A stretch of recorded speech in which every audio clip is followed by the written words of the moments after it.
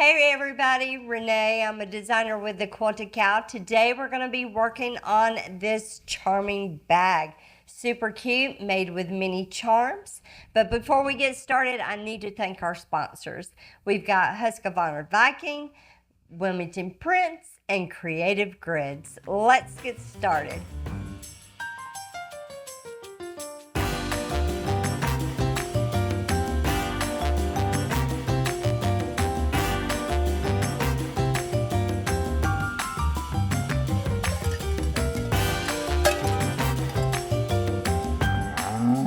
So our charming bag is a helpful heifer. You can find all of the helpful heifers on the website at thequiltedcow.com. This bag is really handy if you just need a quick bag to carry something around to a grocery store, or if you don't like the big oversized bag. This is a very simple, cute little patchwork looking bag. And it has these nice metal grommets on it that just gives it a little bit more character. So to start out, you want to take your 2.5-inch squares, mini charm pack, or you can use a charm pack, and cut them into 4s. So many different ways you can make this. And we're going to use this as our width, and you need 1, 2, 3, 4, 5, 6, 7, 8 across, and you're going to come down 1, 2, 3, 4, 5.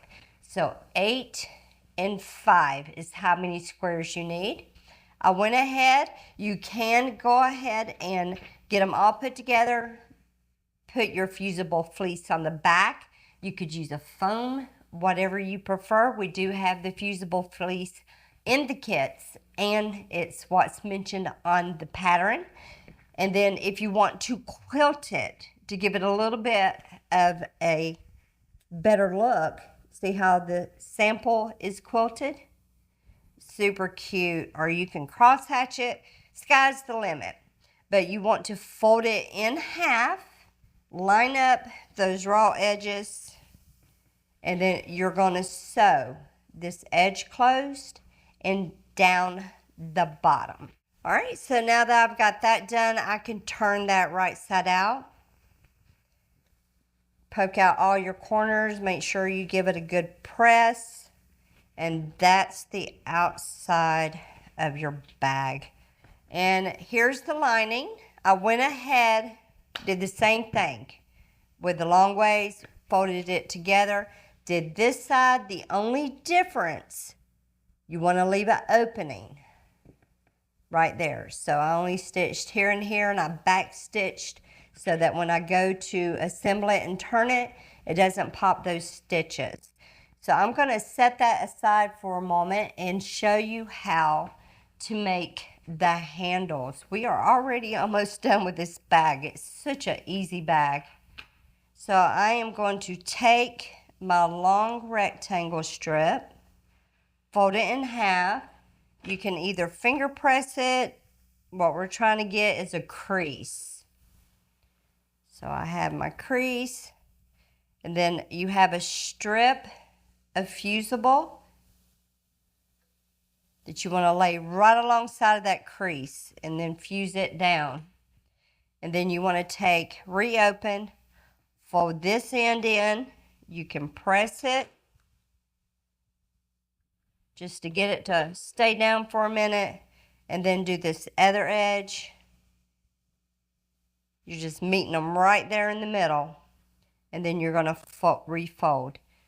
Then take it to your sewing machine, and you're going to do a top stitch on this side and on this side. This is what your handle is going to look like once you get done, and you're going to need 2 of them.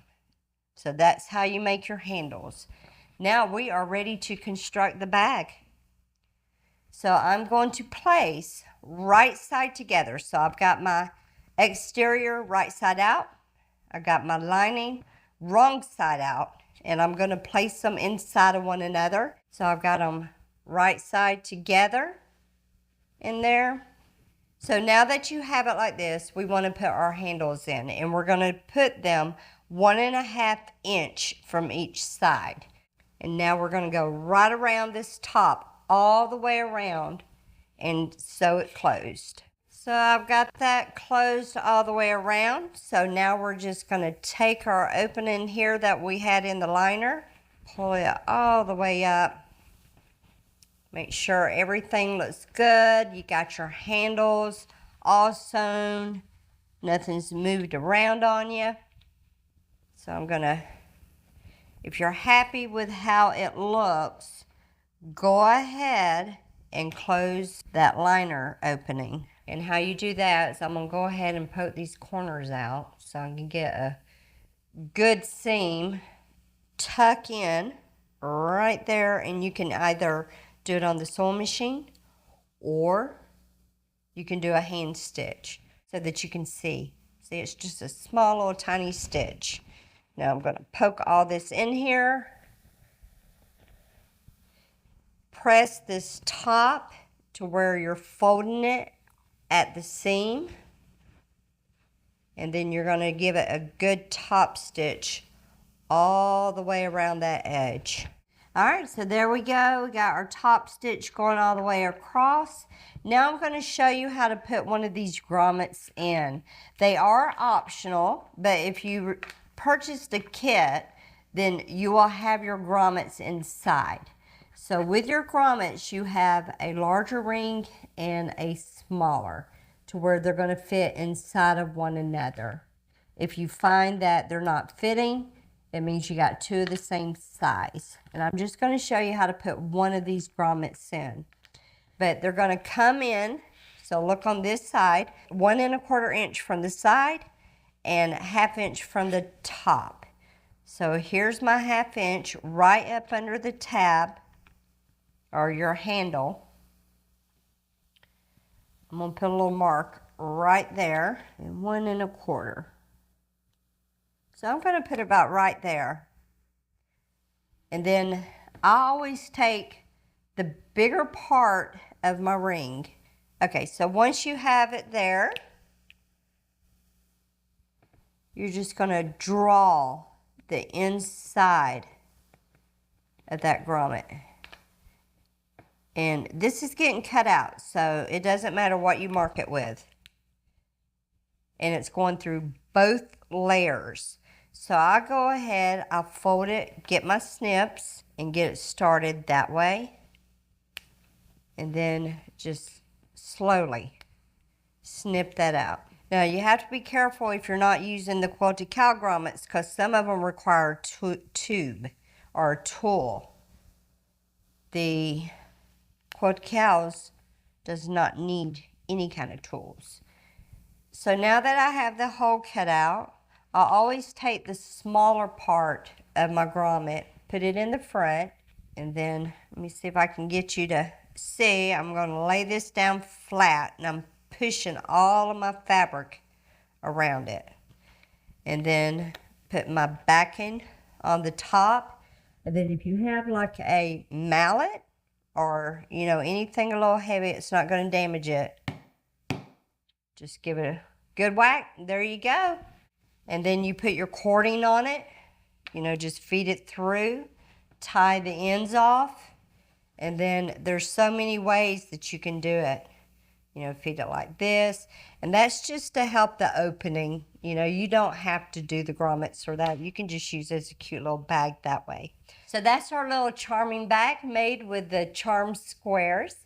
You can find the Helpful Heifer pattern on the website at thequiltedcow.com. Be sure to like our page, subscribe so you can see our other tutorials, and thanks for watching. Okay, you wicked cool quilters, good job. You made it to the end. We would like to thank our sponsors, Husqvarna Viking Sewing Machines, Creative Grids, rulers, rotary cutters, and mats, and Wilmington Prints for the beautiful fabrics. Thanks for watching.